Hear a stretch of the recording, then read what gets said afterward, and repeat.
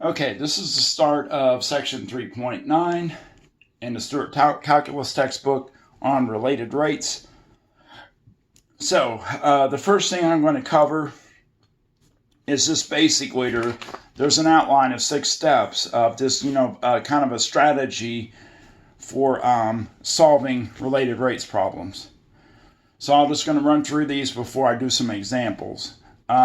This kind of overlaps, by the way, with this problem-solving strategies in general. So some of these steps may be familiar.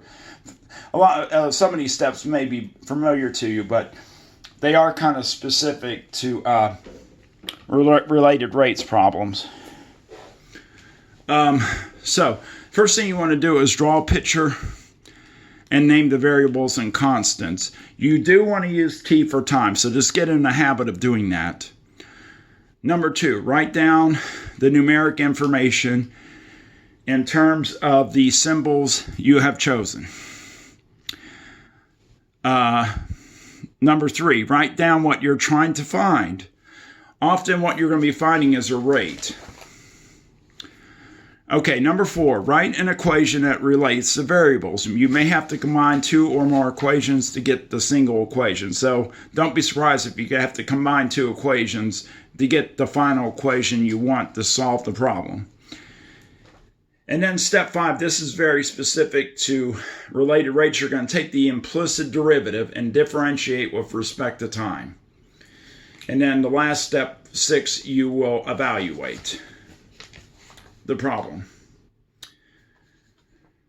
So I will talk about the nuances of related rate problems because they do have a different feel to them compared to some of the other types of like reading problems that you do like in pre-calc and calculus 1 and 2. They do have a different feel to it, and I'll kind of elaborate on that as we do these.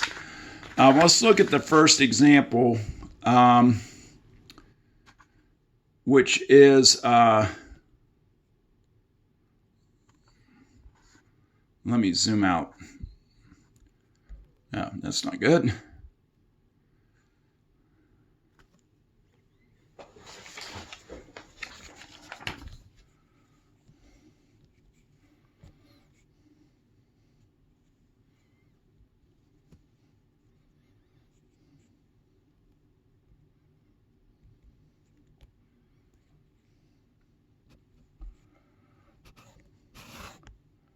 Okay, I'm just going to do this because I don't want to waste time. I don't want to restart the video. So I'm just going to, here we go. So it says the radius of a circle is increasing at a rate of 4 centimeters per minute. Find the rate of change of the area when the radius is 5 centimeters and then 12 centimeters. Sorry about that. I don't know why I had it fixed where my phone was out far enough it could get everything in frame, but I don't know what happened. So let me go back to normal here. And I'm going to work on the pad anyway. Now recall, this is number 2 in the PowerPoint, so if you want to pull that up on your computer, feel free to do that so you can see the question. Anyway, so we're going to write down what information we have, which is, it says the radius of the circle is increasing at a rate of 4 centimeters per minute.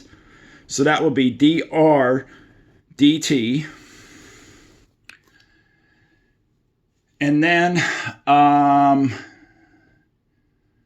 the other information you're given is in part A, your radius is 5 centimeters. And then in part B, it's 12 centimeters. Now to visualize this, imagine, okay, here's your original circle, whatever radius it is, and then it might expand to say 5 centimeters, and there's your new circle, and then it might expand more to say 12 centimeters, so, those would be your circles. They aren't very good circles, but I don't have much space to work here. So anyway, what we're going to do is remember, we want to find a rate where the area is changing. So if you think of a circle, the area is pi r squared. And what you'll do is you'll take the derivative of both sides. So you would have dA dt is, and then the derivative of r squared is just 2r, so it'd be 2 pi r dr dt. And see, at this point, we could then plug in our values, because we have all of our variables we need to find. See, we're trying to find dA dt, because dr dt is 5 centimeters per minute. Forgot to put the units in there. And we're trying to find dA dt, how the area is changing with respect to time. So dA dt corresponds to how area is changing with respect to time. dr dt corresponds to how the radius is changing with respect to time. Now we plug in the values. So, 2 pi doesn't change.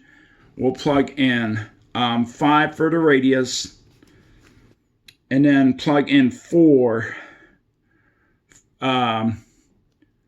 for the RDT, and that will give us 40 pi centimeters per minute,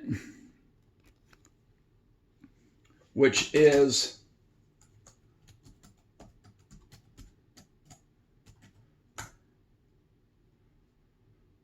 let me pull up the calculator here.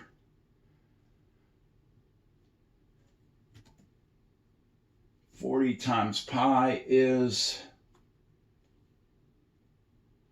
about 125.7 centimeters per minute. Or it's area. It's centimeters squared per minute. And then really basically the same thing is going to happen again, because if you have area is pi r squared, if you do the implicit derivative again, it's just dA dt, because the derivative of A is 1 times dA dt, because you have to times by the differential. Remember, we're doing the implicit derivative, and then the derivative of r squared is 2r, so it's 2 pi r, and you need your dr dt, the differential too. So I did that up here. I forgot to mention, probably need to mention that in implicit, in the related rates problems, you always put the differential term when you do the derivative. So radius is changing with respect to time, and the area is changing with respect to time. That means when you do the derivative, you have to put dA dt, and when you do the derivative of the radius, you have to put dr dt. And I'll plug the numbers in. The only number that changes is the radius is now 12.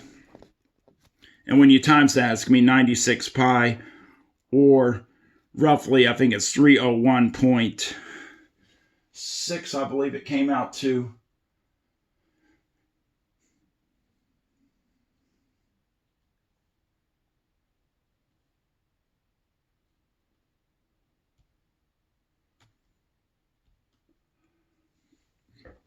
Yes, it's 0.6 centimeters squared per minute. Oh, I didn't realize that was.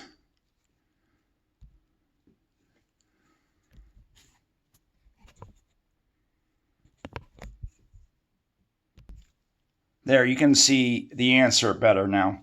So the final answer is 301.6. I'll tell you what, I'm going to stop this video and just make it really short.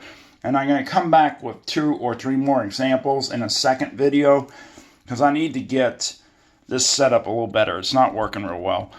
But hopefully that was good enough to get you through the first example.